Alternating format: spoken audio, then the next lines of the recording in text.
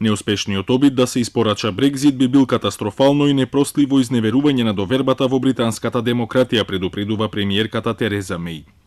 Нејзиниот повик следува откако група пратеници од сите парламентарни партии подготвуваат законски измени со кои парламентот од владата ќе ја преземе водечката улога во напуштањето на Унијата. Како што се приближува датумот за гласањето во парламентот, британските медиуми се почесто излегуваат со извештај од министерствата кои интензивно се подготвуваат за напуштање на Унијата без договор со Брисел. Parliamentarians do have some duties, and one of them is to prevent people from committing national suicide. A no-deal Brexit does that and cannot address the issues that we have. Покрај тоа, истата парламентарна група навести можност за нов референдум кога договорот на Меј ќе падне во парламентот.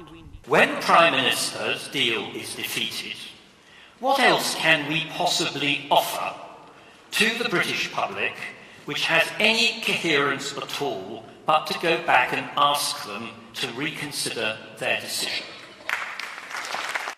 Основата на законските измени е промена во начинот на функционирање на парламентот, односно утврдување на дневниот ред, дебатите и предлагањето закони и амандмани. Доколку поминат измените, тогаш владините предлози во парламентот повеќе нема да имаат предност.